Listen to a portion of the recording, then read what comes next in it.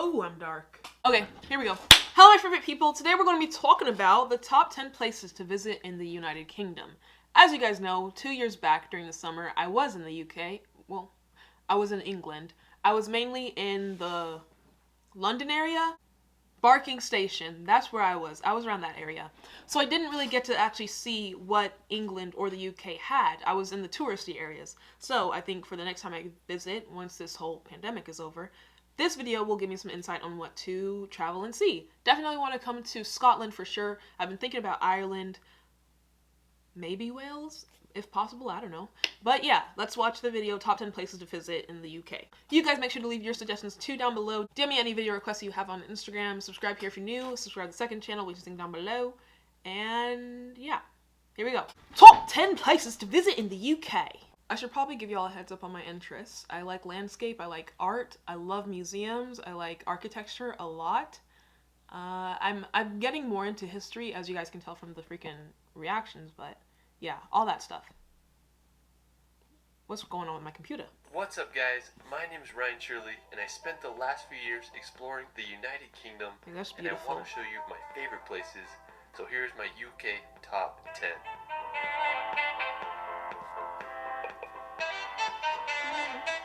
The United Kingdom is made up of the countries of England, Wales, Northern Ireland, and Scotland. If you want to go back in time and feel like you're in a fairy tale or a Harry Potter film, the UK is the place for you. It's easy to see why so many myths and legends were born here. It's one of the world's most enchanting places. Alright, so for our first location, we're going to go visit possibly the most iconic city in the world, That's London. I've traveled more to London than any other international destination. I have to say it's my favorite city in the world, and I just keep coming back. Everything. And that's the thing too, like, okay, how do I explain this? Even though London is a major big city, it doesn't feel like a city. Maybe it's because I don't live there, but like, as an American look, like being there, it still felt like I was in such a foreign area, foreign land. Like, it wasn't like New York City or Dallas to me. It still felt like just a wondrous, beautiful area, if that makes sense.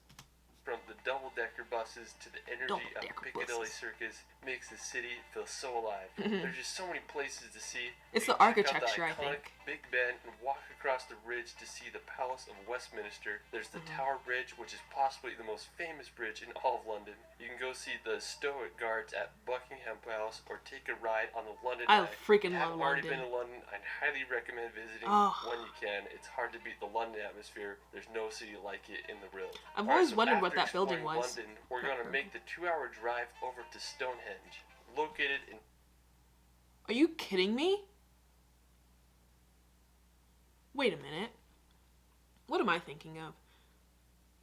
So you're telling me the entire time I was in freaking London, I was only 2 hours away from the Stonehenge. I thought it was in like one of those Aztec areas or something. Or was that a different sculpture rock thing? I'm tripping, I don't know. But if that's annoying. I was only 2 hours away from it. Shire, England, lies one of the most famous man-made rock structures in the world. There's a lot of mystery surrounding Stonehenge, like what was its purpose and how was they it built made? it. Archaeologists believe it was constructed back between 3000 to 2000 BC. Stonehenge consists of a ring of rocks, each being around 13 feet high and weighing nearly 25 tons each. It's unclear what the exact purpose of Stonehenge was. It's believed that it was used as an astronomical observatory or a religious site. Either way, it sure makes you stop and think how people thousands of years ago were able to construct this. Alright, so after Stonehenge, we're going to head on over to the Jurassic Coast. That's While you won't scary. find any dinosaurs here, you might find some fossils on the beach. The Jurassic Coast is England's only natural World Heritage Site, and it's become popular with its white cliffs and picturesque beaches that are full of fossils formed over 65 million years ago. One of the most... Am I the only one who has like anxiety about this stuff? Like, I don't know, even just looking at it, I feel like I'm gonna fall. famous spots on the Jurassic Coast is Durdle Door. Limestone arch that goes straight into the ocean. There's a great beach there, and I just can't think of a better place to spend during the hot English summers. One of my favorite spots on the Jurassic Coast is Old Harry's Rocks. A special thanks to my friend David Rule for providing this footage. He has an awesome Instagram and YouTube that I'll provide in the description below. I remember the first time I saw his picture of this place, and I was just baffled by the scenery there. The old hairy rocks are these sea stacks that are made completely out of chalk that mark the end of the Jurassic Coast. In World War II, the stacks were used as target practice for pilots, so that's kind of crazy. I just love the combination of the green meadows with the white cliffs and the blue ocean. I mean, it's just hard to beat that scenery. Alright, so after the Jurassic Coast, we're going to head up north to visit the country of Wales. Now, Wales is located in the southwest part of Great Britain. It's famous for its mountainous national parks, picturesque coastline, and distinct Welsh language. One of the most scenic places in Wales is the Snowdonia National Park. It's a region in northwest Wales that is known for its mountains and lakes. The highest peak in Wales, Mount Snowdon, is located in the park with an elevation of 10,085 meters. Maybe this is a dumb question, but if it's all just mountain and prairie land, where do y'all live? Like, do you have neighborhoods? Or is everyone just like in a... Like, you have your own lot of land and you have a house. You know what I mean? Like, little farmhouses everywhere. There's no, like, city in Wales? You can hike on up there, or you can take the Snowdon Mountain Railway to the top. If you're lucky, you might be able to see Ireland. Look at the little house. Alright, so after Wales, we're going to head to the Isle of Man. Now, located in the Irish Sea, right between England and Ireland, lies a rugged island known for its rural landscapes and medieval castles. While it's technically not part of the United Kingdom, it has status of crown dependency, and the UK is responsible for its defense and external relations. The Isle of Man has had an interesting history. Humans have lived on it since 6500 BC, and in the 19th century it was ruled by Norway. But in 1266 the island became part of Scotland, and now it is a self-governing isle. That's really interesting. First of all, I was wondering, how did the first people ever get there? Because it's an island. Second of all, I don't know if it's a good thing or a bad thing that's been passed around of ownership by like all these superpowers in the world. Isle of Man. Anyone from Isle of Man on the channel? Let me know your life story, I guess, or history. Interesting place on the Isle of Man is Peel Castle. It was constructed by Vikings in the 11th century. It sits right on the ocean. I mean, it's a pretty cool castle, if you ask me. Look at the castles. After the Isle of Man, we're going to head across the sea to visit Northern Ireland. Now, Ireland is full of just beautiful scenery, dramatic... Freaking ad. I feel like I'm the good kind of spicy. It means you got an edge. I got an edge. She's got some The chicken sandwich does sound good, though. I don't know about your own, but impatience doesn't equal spicy. $2.49 each? Okay. Is it a good Shout out to Sonic. or a bad Don't give me another one. Okay. Coastal cliffs and countless castles. Back in 1921, Ireland was split into watch Northern my and ads. Southern Ireland as a result of the Government of Ireland Act of 1920. While Southern We Ireland know became all a free about Irish that state, history Northern Ireland remained Irish. within the United Kingdom. The capital of Northern Ireland is the city of Belfast, which is the birthplace of the... Excuse me. Jesus. Did y'all see how many, like, houses and buildings and stuff? Like, that was, like, a whole freaking... What? The capital... Look at that.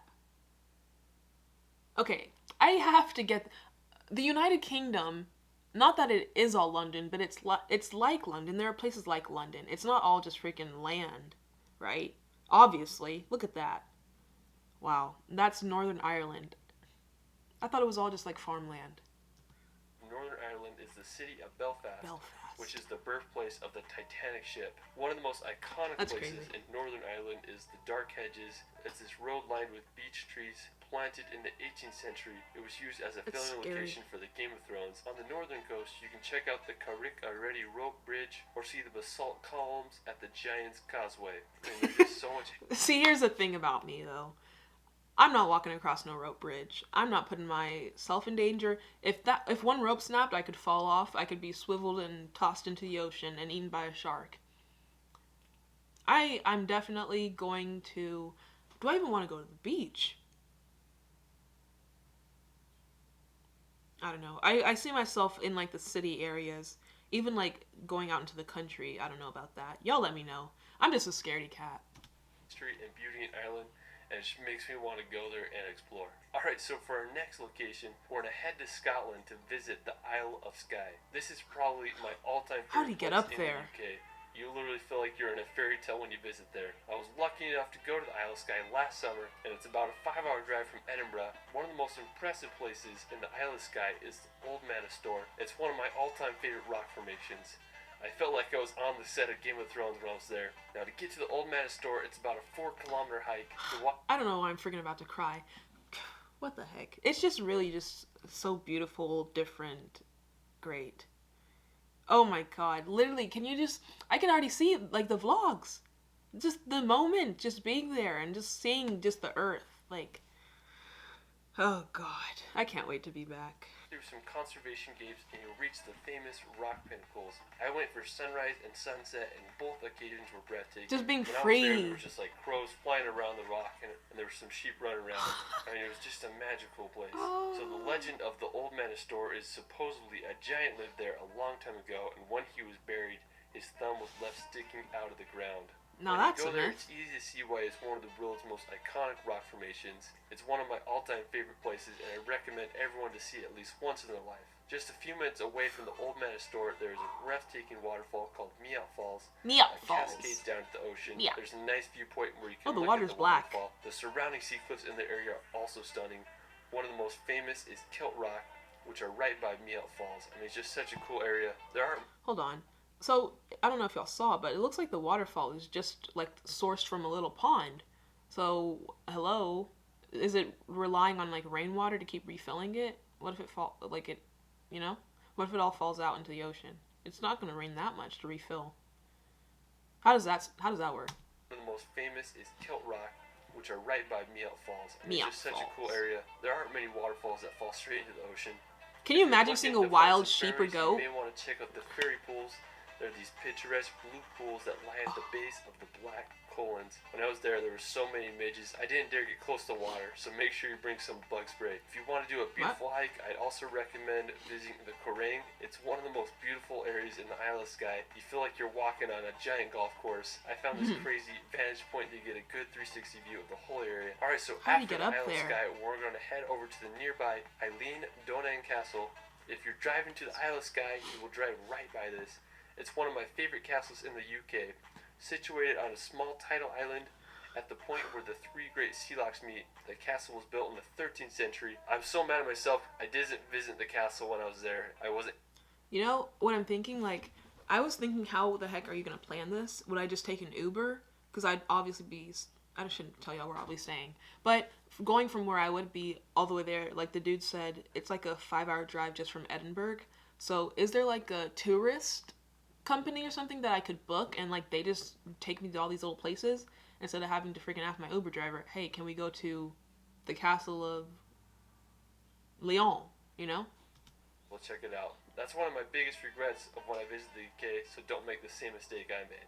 Alright, so after Castle, we're going to head over to one of Scotland's most iconic locations, The train. the Glenfinnan Viaduct. It's located at the top of Loch Shiel in the West Highlands of Scotland. It was completed around 1898.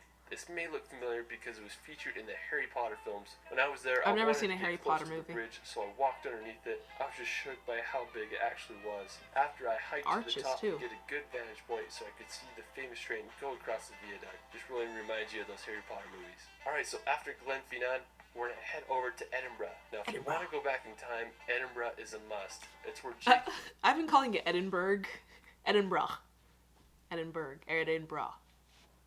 We're going to head over to Edinburgh. Now, if you Edinburgh. want to go back in time, Bruh. Edinburgh is a must. It's where J.K. Rowling wrote her Harry Potter novels. When I started traveling, this was one of the first cities I visited. It's a medieval old town with intricate neoclassical buildings, cobblestone streets, and beautiful gardens. The iconic Edinburgh Castle overlooks the city and is home to Scotland's crown jewels. When I was there, I didn't go into the castle because I was being too cheap, but one of my favorite places was Calton Hill. It offers a beautiful view of the whole entire city.